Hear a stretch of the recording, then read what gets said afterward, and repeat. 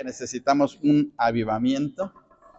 Sí, ¿verdad? Un avivamiento espiritual. Necesitamos animarnos, pero animarnos no en el sentido emocional, no en el sentido de que, bueno, pues ahora sí, este día le voy a echar ganas y me voy a esforzar y voy a salir adelante. No, un avivamiento que tiene que ver bajo la dirección de Dios, bajo la dirección del Espíritu de nuestro Dios, bajo el poder de la palabra de Dios. Entonces, esos avivamientos son los que necesitamos porque son los avivamientos que van a impactar a la gente, que nos van a traer bendición, que nos van a ayudar a crecer espiritualmente, ¿sí? Entonces, por eso estamos viendo estos avivamientos en el Antiguo Testamento. Hoy en la actualidad también hay avivamientos. Las iglesias se avivan cuando buscamos a Dios, cuando oramos, cuando le pedimos que el Señor intervenga en las diferentes situaciones de su obra, pues entonces nos avivamos. Hay iglesias que están muy avivadas haciendo la obra del Señor pues en el mundo o en su lugar donde ellos radican, y entonces pues eso trae bendición e impacto también a la gente. Bueno, entonces el trimestre tiene que ver con avivamientos y hoy nos toca el avivamiento por Asa y su reino, en donde Dios les permitió tener esta bendición muy grande. Hay nombres medio raros en la Biblia, y este rey se llamaba así Asa, ¿verdad? Yo no conozco ningún hermano, ningún joven o alguna persona que se llame Asa. Hay otros que se llaman Josafat, o se llaman David o Salomón, ¿sí? Asael sí, pero cambia, ¿verdad? Pero aquí es nada más Asa. Muy bien. Bueno, vamos a ver entonces ahí en nuestro expositor o en nuestra Biblia, vamos a ver el pasaje bíblico de Segunda de Crónicas 14, del 2 al 8, y luego nos vamos a saltar del 11 al 12, que es el pasaje bíblico, ¿sí? Entonces les invito, salud hermana. Entonces vamos a leer en forma alternada el pasaje, ahí ustedes siguiendo su expositor o en su Biblia, y dice el versículo 2, e hizo Asa lo bueno y lo recto ante los ojos de Jehová su Dios.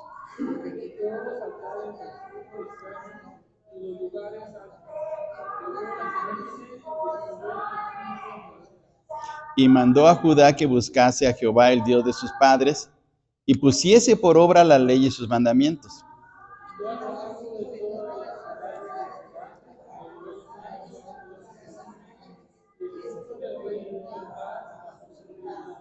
Y edificó ciudades fortificadas en Judá, por cuanto había paz en la tierra, y no había guerra contra él en aquellos tiempos, porque Jehová le había dado paz.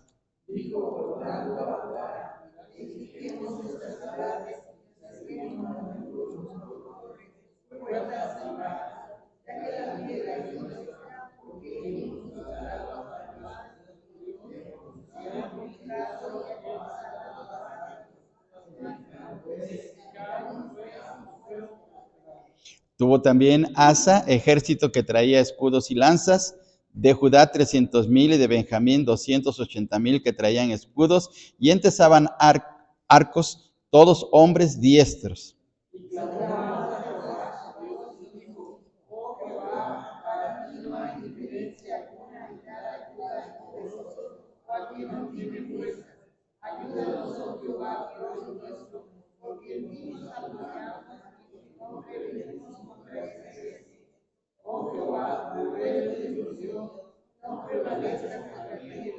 Juntos, y Jehová deshizo a los etíopes delante de Asa y delante de Judá, y huyeron los etíopes. Muy bien. Bueno, ahí tenemos ya el pasaje de la lección, y ahora vamos a tomar en consideración el texto a memorizar, que es el Salmo 119, versículo 2, que está muy sencillo. Lo leemos todos juntos, aparece aquí en la presentación. Dice: bienaventurados los que guardan sus testimonios y con todo el corazón le buscan. Salmo 119, 2. Una vez más, bienaventurados los que guardan sus testimonios y con todo el corazón le buscan. Salmo 119, 2. Última vez, Bienaventurados los que guardan sus testimonios y con todo el corazón le buscan. Salmo 119, 2. ¿Quiénes son bienaventurados? Los que guardan sus testimonios y además guardan y con todo el corazón le buscan. Entonces son dos cosas, fíjense bien, son dos situaciones. En este salmo se expresa que una persona es bienaventurada. La palabra bienaventurado a veces se traduce en algunas versiones modernas como feliz, pero a veces la palabra feliz como que da la idea solamente de una felicidad momentánea. Pero la palabra bienaventurado en la Biblia se refiere a un gozo que es permanente aun cuando pasan situaciones difíciles. Entonces, el hombre que busca a Dios, el hombre que guarda, mejor dicho en este caso, que guarda su testimonio y que busca de corazón a Dios, entonces tiene gozo permanente, aun cuando a veces pasa por situaciones que le oprimen, que está en una situación crítica. Y la palabra bienaventurado en la Biblia, en la manera como lo escribieron los salmistas, es una palabra en plural, no es singular. Aquí sí aparece en plural, pero por ejemplo en el Salmo 1, cuando dice bienaventurado el varón que no anduvo en consejo de malos, ni en camino de pecadores, ni en silla de escarnecedores se ha sentado, la palabra bienaventurado ahí aparece en plural, aunque es en singular porque se está hablando de un hombre, aparece en plural. ¿Por qué? Porque la palabra bienaventurados tiene que ver no solamente con el área espiritual, sino con todas las áreas de su vida donde es bienaventurado. Es bienaventurado en su casa, es bienaventurado en su trabajo, es bienaventurado en el campo, es bienaventurado en la adoración a Dios, etc. Entonces, por eso aparece en plural, porque abarca todas las áreas de su vida, ¿sí? Aquí sí aparece en plural el texto porque está hablando en sentido general, pero es así. Entonces, es una palabra muy, muy especial, la palabra bienaventurado. Muy bien. Bueno, entonces ahora vamos a ver aquí que en el bosquejo de nuestra lección, aquí en nuestro expositor se mencionan tres cosas. Hay que buscar a Dios por medio de su palabra, segunda de Crónicas 14:4. Busque a Dios en servicio, segunda de Crónicas 14 del 6 al 8. Y busque al Señor por medio de la oración, segunda de Crónicas 14:12. Que son, vamos a poner así, los ingredientes o son las claves para una vida de avivamiento, que es precisamente lo que vivió el rey Asa. Bien, ahora vamos a ver aquí un poquito de la situación, del contexto de lo que estaba pasando allá en ese tiempo del rey Asa. Bien, primero veamos el segundo libro de Crónicas. El libro de Crónicas es un libro histórico.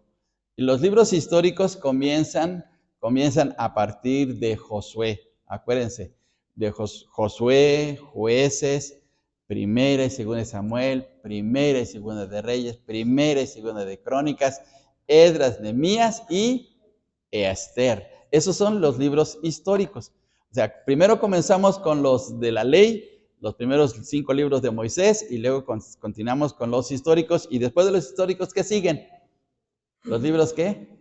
Poéticos, exactamente. Comenzamos con Job, Salmos, etc. Sí. Entonces, Segunda de Crónicas es un libro que tiene que ver con la historia. Es un libro histórico, tiene que ver con los reyes, tiene que ver con el tiempo de la monarquía hebrea, se le llama así, de la monarquía que tiene que ver con los reyes de Israel y de Judá. Pero aquí, Primera y Segunda de Crónicas es una cosa muy especial.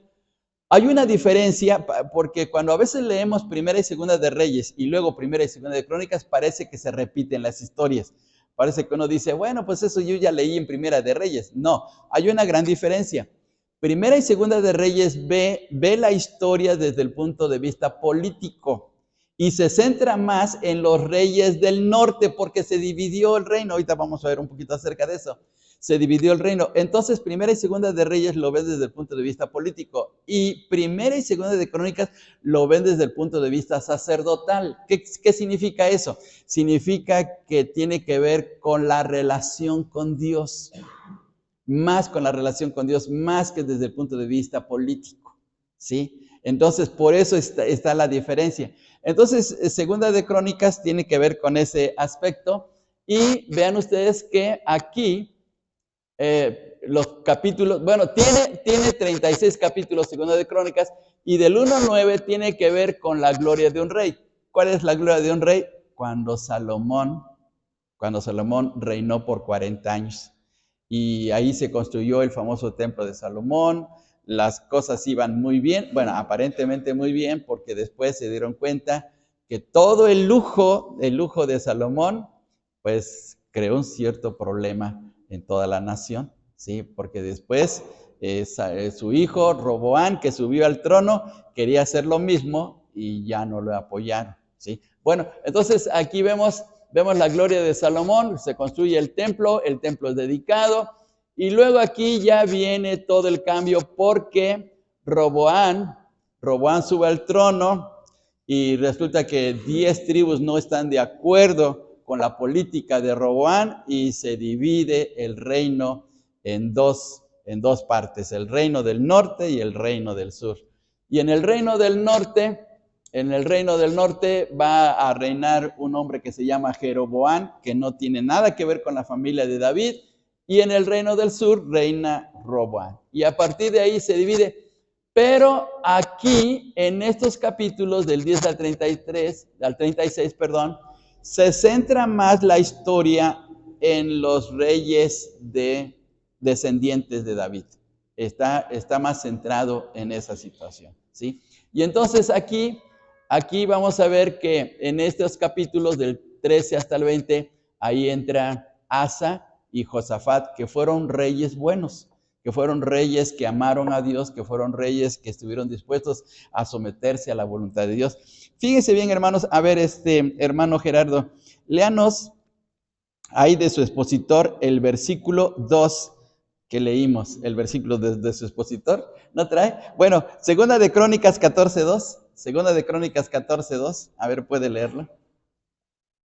E hizo Asa lo bueno y lo recto ante los ojos de Jehová su Dios. Muy bien, ¿qué hizo Asa?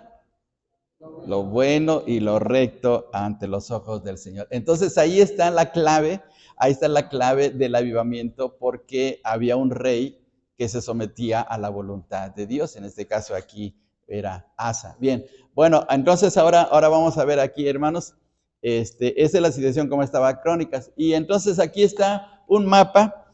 Miren, hermanos, aquí, a ver si lo logran ver, todo esto que está aquí, toda esta parte, tiene que ver con el reino del norte, y aquí abajo, pues el reino del sur. El reino del norte se llamaba Israel, el reino del sur se llamaba Judá, ¿sí? Entonces, el contexto político y geográfico, el reino dividido en el reino del norte o Israel con 10 tribus y capital de Samaria. Samaria, aquí está, miren, por aquí está Samaria, ¿sí? Aquí está, en ese punto Samaria. Ahí era la capital del reino del norte. Y en el reino del sur, con 2 tribus, y la capital estaba en Jerusalén. Jerusalén está aquí, ¿sí? Y gobierna la descendencia de David. En el reino del norte gobernaron diferentes familias, porque hubo complots, hubo asesinatos, hubo todo un desastre.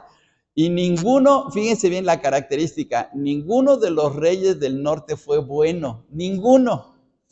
Ahí es donde aparece la famosa reina Jezabel.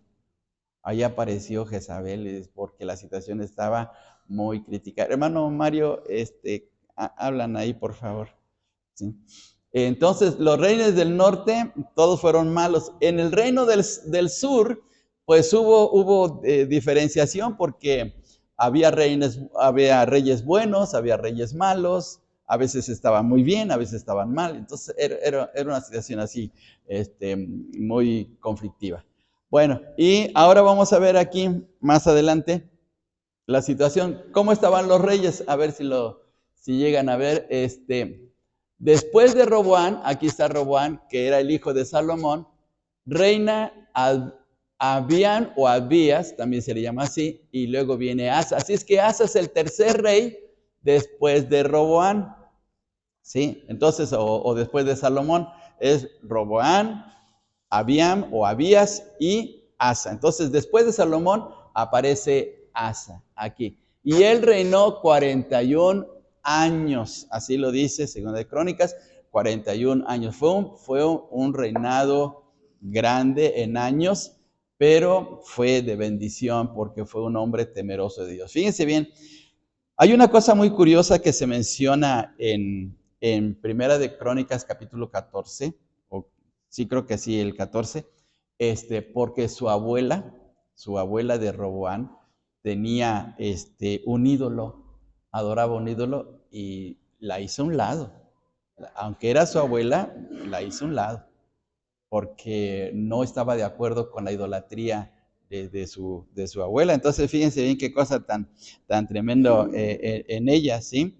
Y ese ídolo que ella tenía, pues dice la palabra del Señor que lo fue a quebrar en un, ¿cómo le llaman? En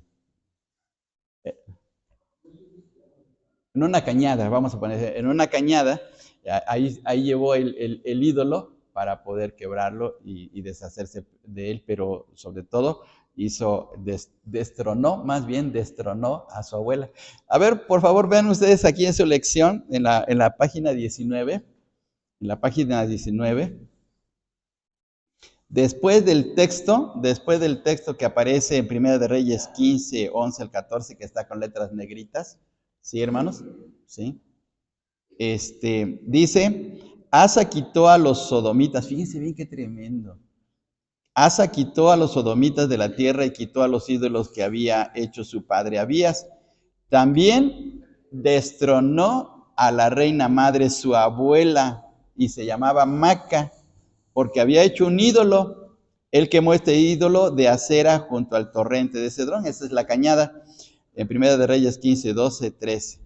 Entonces, ahí se menciona en este pasaje bíblico esta situación. Entonces, él no se medía o no se tentaba el corazón en sentido familiar. Si alguien estaba haciendo mal, él lo ponía quieto.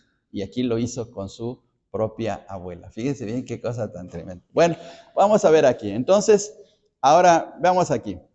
¿Por qué hacer cambios en una nación? ¿Por qué no seguir con una política normal? ¿Sí? ¿Por qué no? Pues si alguien quiere vivir mal, pues que viva mal, es su vida, ¿no? Es que quiera hacer lo que se le pega la gana, pues cada quien tiene derecho a hacer lo que quiera, ¿no?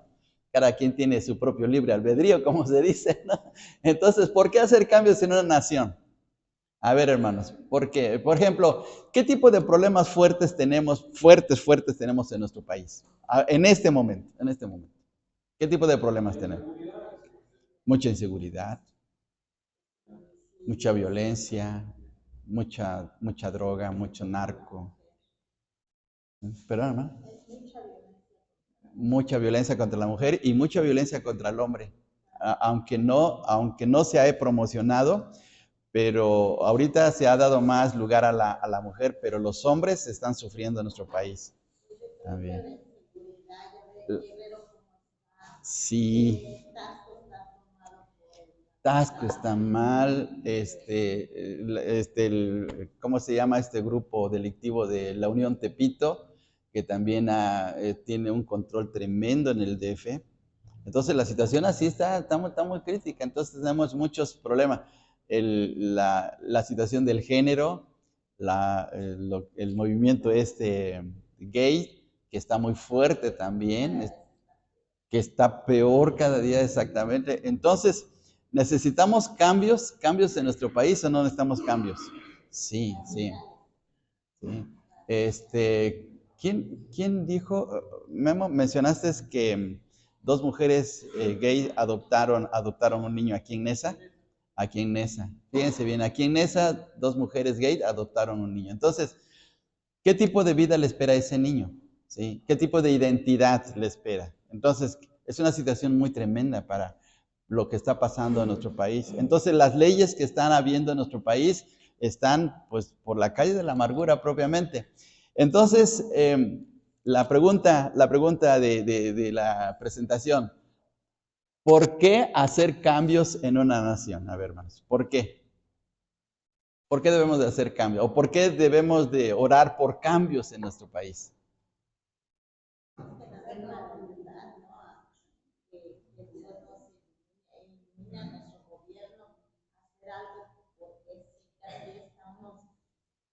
más abajo, hay personas que económicamente están sufriendo, pero como usted lo acaba de decir, el hecho de que dos personas obtengan la posibilidad de adoptar un niño no es un buen ejemplo. Mamá y papá, o mamá o papá. Pues sí. Porque Dios así lo disponga. Claro. Pero si yo tengo dos mamás, entonces. No, o dos papás, ¿verdad? Qué horrible, ¿no? Yo no puedo seguir una línea recta. Sí. Porque yo pienso que la visión de esa niña, de ese niño, cambia por completo. Claro. Sí, cambia. No es como cuando un niño, bueno, yo le digo por decirlo, en la secundaria donde estudiaba mi nieto, había un niño que su papá era judicial. Y como él era judicial y hacía muchas tonterías, él se creía con derecho a hacer, llevaba una navaja a la escuela y nadie le decía nada. Toda su visión era completamente diferente a la de los demás. Sí, claro, sí, qué terrible. No tienen derecho, usted lo acaba de decir, de ser traviesos, de hacer traviesos. Sí, pero se tiene que respetar. Nadie le puede dar un ejemplo a esa personita por lo que está viviendo. Cierto, es cierto, qué tremendo. Hermana Lourdes iba a decir algo. No estamos haciendo las cosas agradables a Dios. Sí. Estamos ofendiendo a Claro. tenemos la mala de Él porque Él sea el que permita que haya cambios. Exacto. Pues por ejemplo, en las autoridades son porque Él lo permite que así sea, porque de esta manera estamos siendo teniendo juicio de Dios. Sí, es cierto, nos acercamos al juicio de Dios. ¿Sí? Toda nación que va en caída. Vemos gente se opina en cuanto a lo que el presidente, que no, que sí, que no, pero si Dios así lo ha permitido, es porque estamos en juicio. Exacto, cierto. Muy bien, bueno, entonces veamos esta situación, ¿sí? La condición espiritual de Judá. Aquí está otra vez, aquí está el reino del norte, Israel, aquí está el reino del sur. Entonces, nos vamos a centrar aquí porque aquí es donde gobernaba el rey Asa. Y vamos a ver la condición espiritual de Judá. Herencia idolátrica desde el tiempo de Salomón. Recordemos que Salomón cayó en ese serio problema. En Primera de Reyes, en el capítulo 11, ahí menciona que él se dejó llevar por sus mujeres y les construyó sus templos y empezó con la idolatría. Y eso causó un serio problema en el reino porque continuó por varios reyes hasta llegar al tiempo de Asa. Incluso el papá de Asa, Abías, pues permitió esa situación. Entonces era una situación conflictiva. Los reyes anteriores a Asa fueron pasivos ante la idolatría.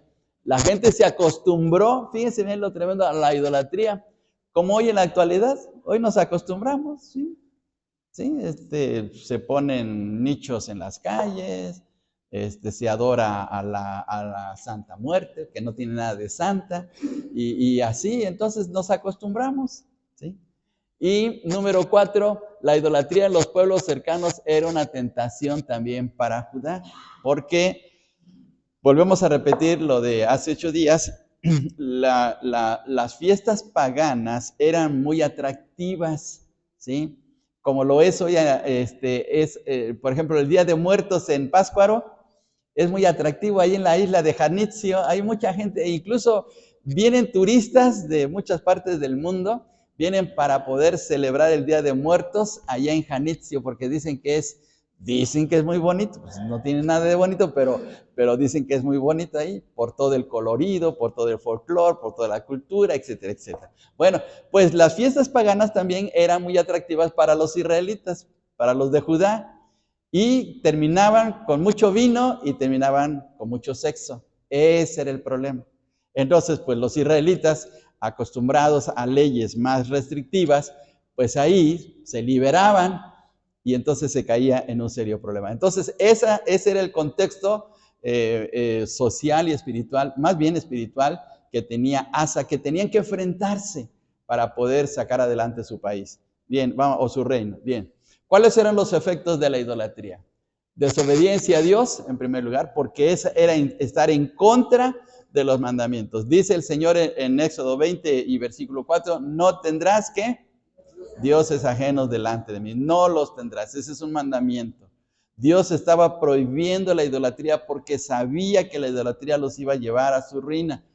Luego también les alejaba de Dios.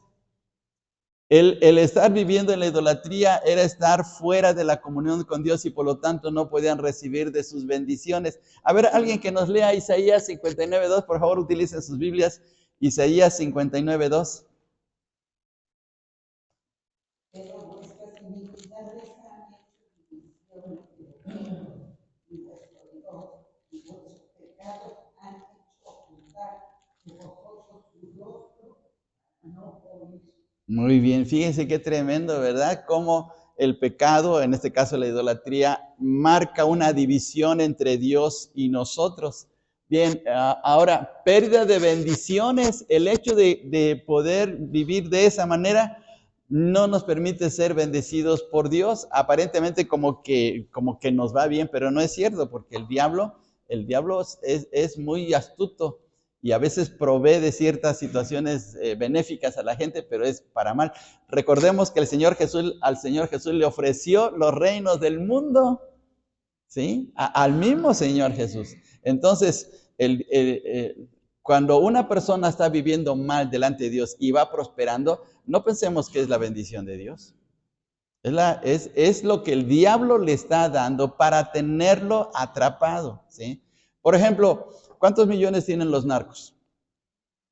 ¿Se acuerdan de ese chino que encontraron aquí en el DF que le encontraron $200 millones en su casa? O sea, sí, $200 millones. Imagínense, $200 millones en su casa.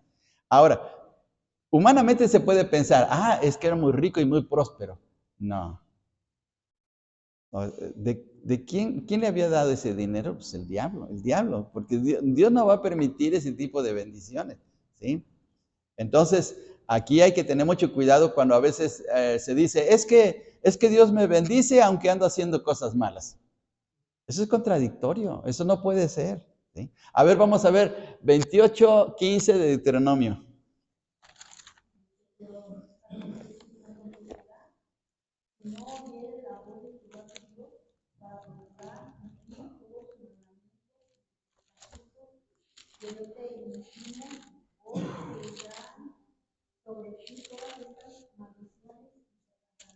Miren qué tremendo. Vendrán estas maldiciones y ¿cómo termina? Y te alcanzarán. Miren qué tremendo. Mejor es vivir bien con el Señor, aunque estemos en aprietos económicos, pero bueno, Dios siempre va a proveer, Dios siempre va a proveer. Pero aunque estemos en una situación así, no de millonarios, pero no en esta situación, porque las maldiciones nos van a alcanzar, dice el texto. Y otra cosa, ruina espiritual, fíjense bien, qué tremendo. Vamos a Deuteronomio 12, 29, 31, también si alguien nos quiere leer, por favor. 12, 29 al 31. ¿Quién nos lee, por favor?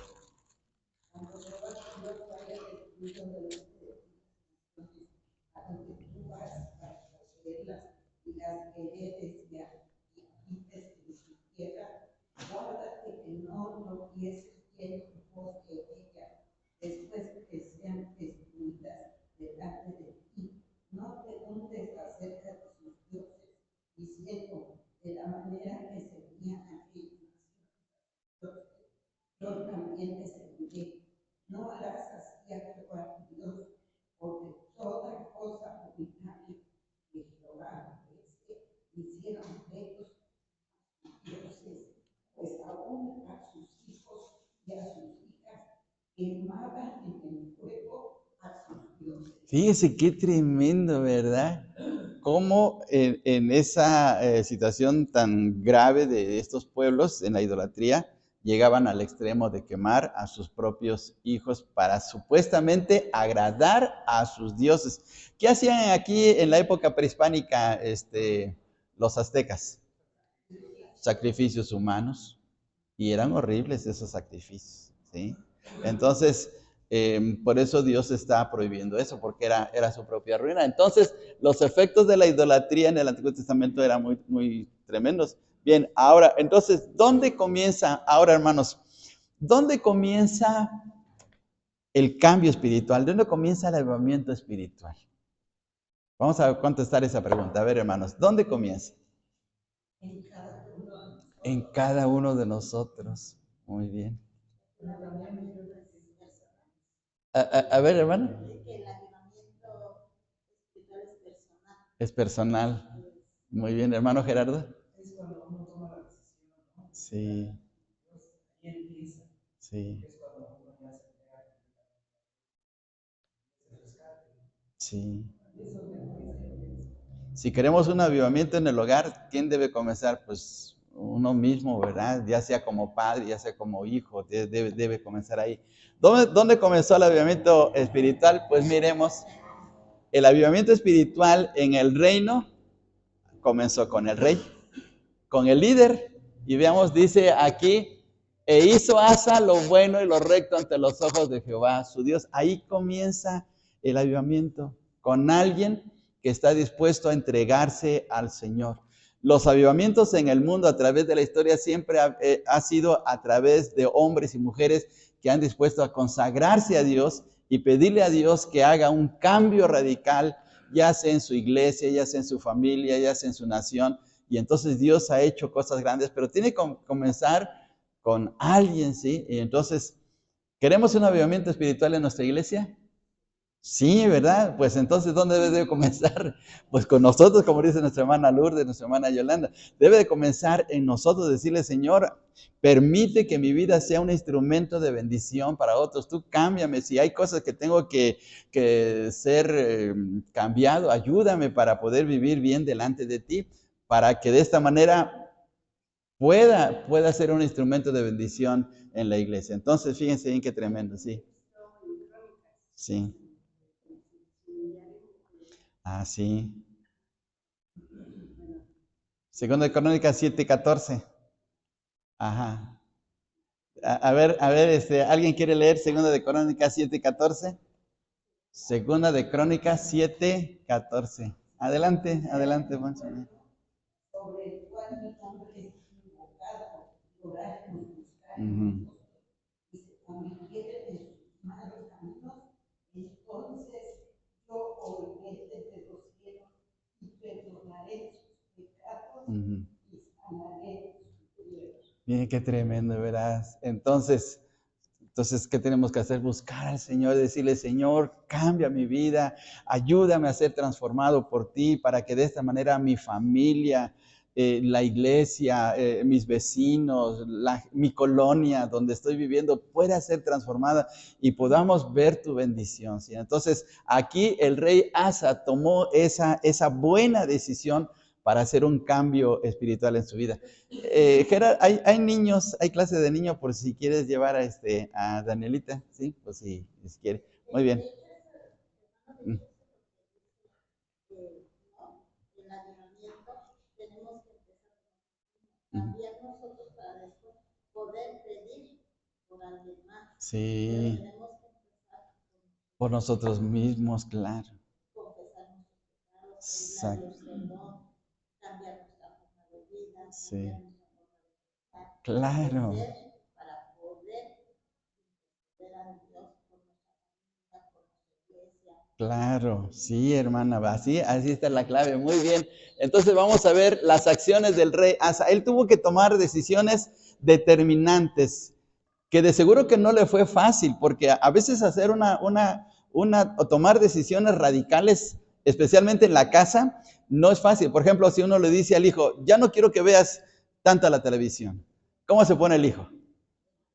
No, ya me vas a poner ya límites, o empiezan a enojarse y bueno, empieza a haber conflictos, ¿sí? Pero tiene que haber decisiones determinantes. Entonces, ¿qué es lo que hizo? Veamos, por favor, versículo 3. Ahí lo tenemos en nuestra lección, nuestro expositor, perdón. En la página 18, en el versículo 3. ¿Quién nos lee, por favor? Versículo 3.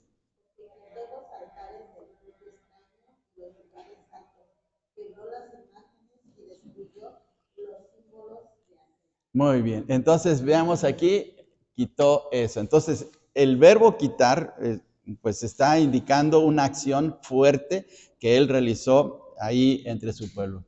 Y imagínense, a ver, ¿qué pasaría, hermanos? ¿Qué pasaría? Nada más aquí en Nesa. A ver, como un ejemplo, aquí en Nesa, que el presidente municipal, supongamos, que el presidente municipal, siendo cristiano, porque el que está ahorita, sin comentarios, ¿no? Pero bueno, que el presidente municipal, siendo cristiano, dijera, voy a quitar todos los nichos de las calles.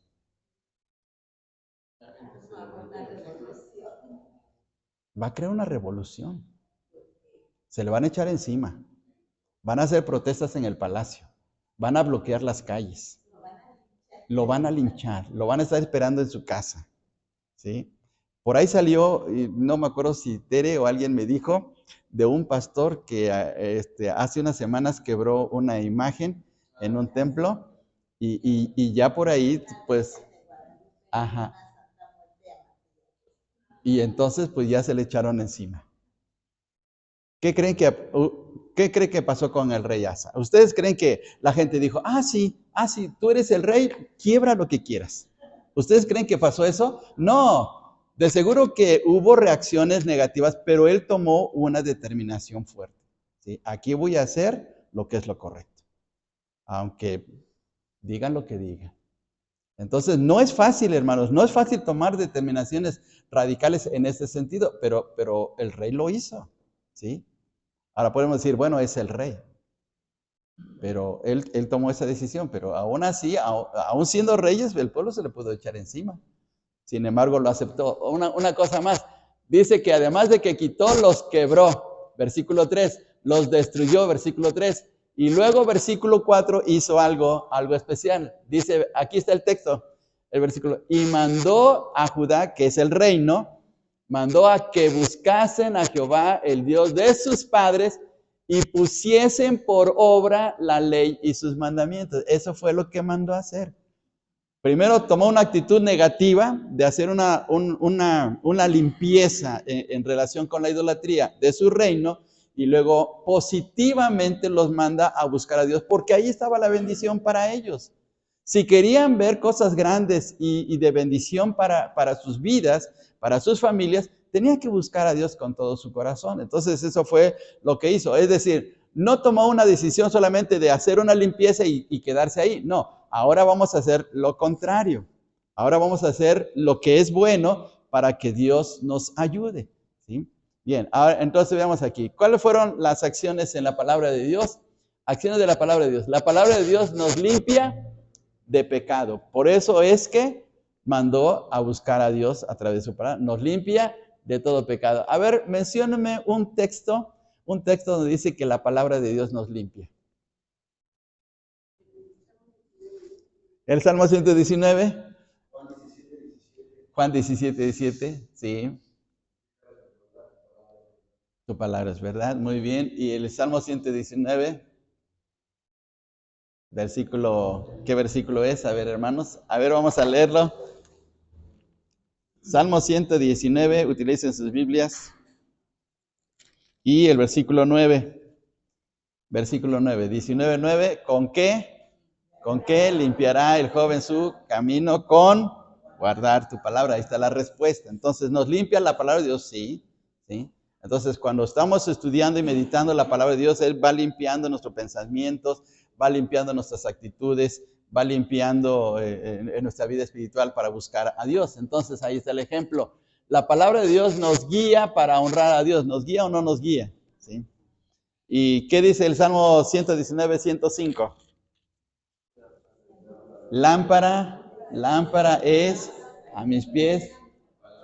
Eso, muy bien. Lámpara es a mis pies tu palabra y lumbrera a mi camino. Entonces nos guía la palabra de Dios. Entonces, ¿qué hizo el rey? Pues precisamente eso, para que primero Dios limpiara sus corazones para buscarle a Él, para poder recibir de su bendición y también para guiarlos. Luego la palabra de Dios nos da paz.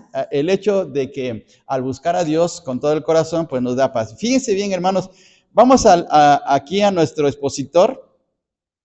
O si usted en su Biblia, estamos en 2 de Crónicas 14. 2 de Crónicas 14. Y por favor, veamos el versículo 6. Dice, edificó ciudades fortificadas en Judá por cuanto había, ¿qué había? Paz en la tierra. Y no había guerra contra él en aquellos tiempos, porque Jehová le había dado paz. Fíjense bien qué cosa tan tremenda. Luego en el versículo 7 todavía. Dijo por tanto a Judá, edifiquemos estas ciudades y cerquémoslas de muros con torres, puertas y barras, ya que la tierra es nuestra, porque hemos buscado a Jehová nuestro Dios, le hemos buscado y Él nos ha dado paz. Entonces, fíjense bien, si queremos tener paz en nuestros corazones, en nuestra familia, de estar tranquilos, entonces tenemos que buscar al Señor. Entonces, por eso es que mandó a que buscaran la palabra del Señor. Bien, ahora, ¿qué tenemos que hacer nosotros? ¿Qué tenemos que hacer nosotros? Pues vamos a seguir haciendo lo mismo que el rey Asa, buscar la palabra de Dios con todo nuestro corazón. Bien, ahora un punto más. Busque a Dios en servicio. No solamente ellos se concretaron a hacer esa reforma espiritual, quitar la idolatría, sino ahora también darle lugar a Dios en servicio, ¿sí? Ayudando a quitar, porque el rey ayudó a quitar la idolatría. Versículo 5, ahí lo mencionamos. Luego empezó a edificar para beneficio de todos. Versículos del 6 al 7. Fíjense bien, versículos del 6 al 7. Y edificó ciudades fortificadas en Judá por cuanto había paz en la tierra y no había guerra contra él en aquellos tiempos, porque Jehová le había dado paz. Dijo por tanto a Judá, edifiquemos estas ciudades y cerquémoslas de muros con torres. ¿Qué estaba dando el rey? Protección.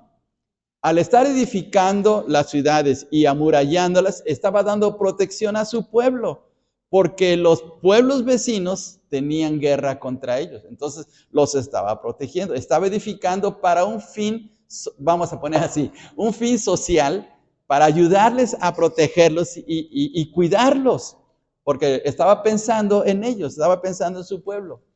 3, preparándose también para futuras batallas. Si en un momento dado venían para atacarlos, pues ya tenían protección, ya tenían ciudades amuralladas, pero también tenían guerreros preparados. Versículo 8. Alguien que nos lea, por favor, el versículo 8. Tuvo también Asa ejército que traía escudos y lanzas, de Judá 300,000, de Benjamín 280,000, que traían escudos y empezaban arcos todos hombres diestros. Muy bien, entonces preparó su ejército precisamente para en un futuro, si llegaban enemigos, pues enfrentarse con ellos. Y cosa muy especial, porque si llegaron. Porque resulta que en este capítulo 14 llegaron los etíopes. ¿De dónde son los etíopes? De África, son de Etiopía y en la parte norte de África. Los etíopes llegaron y fíjense bien qué cosa muy tremenda, porque llegaron con un ejército enorme. A ver, vamos hasta 2 de Crónicas, eso no está aquí nuestro expositor. 2 de Crónicas, hermanos, capítulo 14, para que veamos la situación de esa situación. Salió contra ellos Judá etíope Uh-huh. de 1,000,000 de hombres y 300 carros, y vino hasta Maresa. Muy bien, en el versículo 9 está leyendo hermana Carmelita. ¿Cuántos eran? ¿Cuántos etíopes eran? 1,000,000. Ahora, ¿cuántos soldados tenía el rey Asa? A ver, cuéntenlos ustedes, porque ahí lo leímos en el versículo 11. No, perdón, en el versículo 8. Versículo 8. ¿Cuántos soldados tenía? 300,000 de Judá, pero de Benjamín, 280,000. ¿Cuántos eran en total? 580,000. Eran la mitad. Eran 2 etíopes por uno de Judá, por un israelita, ¿sí? 2 por 1. En el sentido de la guerra, ¿era correcto enfrentarse? No, porque estaban en desventaja. Estaban en desventaja. Era mejor que hiciera las paces, hiciera un tratado de paz y pagarles impuestos o etcétera, algo así. Pero fíjense bien lo que hizo el rey. Aquí está diferente la situación. ¿Qué hizo en el versículo 11, hermanos? ¿Qué hizo en el versículo 11? Clamó Asa a Jehová. Fíjense bien, clamó Asa. ¿Quién está tomando el liderazgo espiritual de su pueblo? El rey. El rey quitó la idolatría y ahora el rey está orando. El rey está tomando la iniciativa para buscar a Dios. Entonces eso está sirviendo de ejemplo para todos los hombres que tenía ahí, empezando con su gabinete, con sus príncipes, con sus consejeros, con sus tesoreros, con todos los que administraban el reino. Era de ejemplo para ellos, ¿sí? Para que hicieran lo mismo. Y dice en el texto, versículo 11, a ver, lo leemos todos juntos el 11. Y clamó Asa a Jehová su Dios y dijo, oh Jehová, para ti no hay diferencia alguna en dar ayuda al poderoso o al que no tiene fuerzas. Ayúdanos, oh Jehová, Dios nuestro, porque en ti nos apoyamos y en tu nombre venimos contra este ejército. Oh Jehová, tú eres nuestro Dios, no prevalezca contra ti el hombre. Miren qué oración tan tremenda de Asa, ¿sí? Entonces reconoció la grandeza de Dios y le pidió de su ayuda. Entonces, vamos a ver aquí esta situación. Aquí está el texto que leyó hermana Carmelita. Y aquí vamos a ver. Aquí en este mapa, miren, aquí está cerrado en círculo el lugar. No se nota muy bien hasta allá de lejos. Pero aquí dice Maresa. Este es el punto donde llegaron los etíopes. Los etíopes venían de por acá, ¿sí? de por África. Venían caminando 1 millón y más con sus carros. También dice que traían sus carros para atacar a los de Judá. Y aquí se reunieron y aquí se llevó a cabo la batalla. Pero fíjense bien qué cosa muy, muy tremenda. Dice el versículo 12. Vamos a leer todos juntos el 12. Y Jehová deshizo a los etíopes delante de Asa y delante de Judá y huyeron los etíopes. ¿Quién los deshizo? ¿Quién entró a la guerra? ¿Y quién es Jehová? Pues Dios. ¿De quiénes son las batallas? De Dios. Miren, aquí hay una cosa muy tremenda. Las batallas diarias que tenemos todos, porque todos tenemos nuestras diferentes situaciones, o las enfrentamos nosotros o permitimos que Dios las enfrente. Si las enfrentamos nosotros, de seguro que vamos a cometer muchos errores y nos vamos a meter en aprietos. Porque nos dejamos llevar por la ira, nos dejamos llevar por nuestra manera de pensar, nos dejamos guiar por la venganza y actuamos mal, ¿sí? Porque decimos, esta persona me la va a pagar por lo que me hizo. Y así actuamos. Pero si permitimos que Dios actúe, es diferente. Y es mucho más grande la victoria, porque en un momento sí podemos vencer, podemos ganarle a la persona que nos está haciendo daño, ¿sí? Pero no va a ser de bendición. Y cuando Dios entra, cuando Dios toma nuestra batalla, esa es otra cosa. Porque a esa persona le va a ir como en feria, le va a ir mal, ¿sí? Porque con Dios, bueno, ¿quién le puede ganar a Dios? Nadie le puede ganar a Dios. Si Dios por nosotros, ¿quién contra nosotros? Fíjense bien qué cosa tan increíble, ¿sí? Entonces tenemos que darle lugar a Dios. Y eso fue lo que ocurrió aquí. Al estar orando Asa y su pueblo ante Dios, Dios les dio la victoria. Y miren, es una cosa tremenda lo que está pasando hoy en la actualidad. Las iglesias ahora el problema no es solamente el mundo. Hace rato mencionamos problemas sociales. Pero esos problemas sociales han llegado a la iglesia. Porque ahora se ha convertido en una situación conflictiva dentro de las iglesias, de tal manera que hay una situación de enemistad grave entre las iglesias, cuando deberíamos de vivir de una manera ordenada y temerosa delante de Dios. Y entonces nos entra la venganza, nos entra el desquite, nos burlamos del hermano caído, es más, hasta queremos que caiga para burlarnos de él. Y eso es feo. Eso que está pasando entre nosotros es algo que no está bien. Y fíjate, en esta semana una hermana me estaba platicando, dice, mire hermano, nosotros estamos cometiendo un grave error y nos va a ir mal, porque no es el problema de nosotros como hermanos en la fe, sino estamos poniendo en mal a Dios. Estamos poniendo mal a Dios. Y sí, al poner en mal a Dios, hermanos, Dios tarde o temprano nos va a salir al encuentro y nos va a poner como campeones, como decimos vulgarmente, porque no podemos jugar con Dios, ¿sí? Y poner en mal el nombre de Dios, miren, ¿qué le pasó a Amán en el tiempo de Esther? Amán que quería destruir a los judíos. Él mismo que colocó la horca para Mardoqueo, él mismo se ahorcó. Y la persona que está haciendo daño al pueblo de Dios, solito se va a ahorcar. Solito se va a ahorcar. Porque Dios va a actuar. Porque Dios no juega, hermanos. Dios es muy serio en sus cosas. Y aquí Asa, el ejemplo de Asa, confió en su Dios y Dios lo bendijo. Lo bendijo dándole la victoria. Miren qué tremendo. Bien, vamos aquí rápidamente y ya vamos a terminar. Dice, ¿qué tenemos que hacer? Bueno, pues busca al Señor cuando lo están atacando. ¿Qué tenemos que hacer cuando están atacando? Buscar al Señor. Luego, busca al Señor cuando lo excedan en número, porque era 1,000,000 de etíopes. Y busca al Señor con confianza.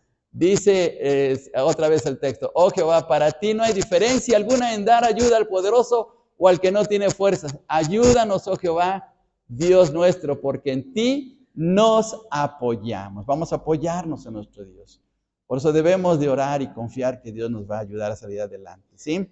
El resultado de la reforma espiritual. ¿Cuál fue el resultado? Dice, porque hemos buscado a Jehová nuestro Dios y le hemos buscado y Él nos ha dado paz por todas partes. Segunda Crónicas 4:7. El reino tuvo paz. Dios les dio, Dios, no el reino, o no el rey, sino Dios les dio paz y fueron prosperados. Entonces Dios los bendijo. Miren qué cosa tan tremenda, qué bendición tan maravillosa, ¿sí? Ahora, pensemos en esto. El cambio espiritual empieza, como ya lo dijimos, en uno mismo. Y en especial, fíjense bien, y en especial si se es líder. Un líder tiene que dar el ejemplo para que otros también estén dispuestos al cambio espiritual, ¿sí? Si el líder no busca a Dios con todo su corazón, ¿cómo vamos a seguir su ejemplo? ¿Sí? Entonces, tenemos que tomar en cuenta esto. El rey Asa dio el primer paso para el cambio en su pueblo y Dios le bendijo con paz y prosperidad. Bien, el avivamiento cristiano. ¿Cómo se inicia el avivamiento cristiano? Con Cristo, según Corintios 5:17, que ya lo sabemos. Continúa por medio de la obra del Espíritu Santo y con acto voluntario de darle lugar a Dios, ¿sí? Entonces, así vivimos de esta manera avivados en nuestra vida. Bien, rápidamente, ya se nos está yendo el tiempo, rápidamente. ¿Dios aborrece la idolatría, sí o no? Sí. ¿Una nación idólatra está bajo el juicio de Dios, sí o no? Sí. ¿Dios bendice y prospera al pueblo que le busca? Sí. ¿La paz de Dios es una señal de caminar bien con Él? Sí, claro. 5. ¿Al recibir a Cristo se inicia el cambio espiritual? Claro que sí. ¿El Espíritu Santo trabaja en nosotros para cambiar cada área de nuestra vida? Sí. Y 7. ¿El líder cristiano que da el primer paso para el cambio espiritual sirve de ejemplo? Claro. Entonces, fíjense bien qué cosa tan tremenda. Entonces, esta lección es una lección muy especial, así es que tomémosla en cuenta para que podamos promover un avivamiento en nuestra iglesia, en nuestra familia, en nuestra nación, en nuestra colonia, con nuestros vecinos, para que los vecinos lleguen a experimentar de una vida nueva. Y miren qué bendición va a ser eso, ¿sí? Muy bien. ¿Preguntas, comentarios? ¿Preguntas, comentarios? ¿No? Bien, entonces vamos a terminar, hermanos. Vamos a terminar y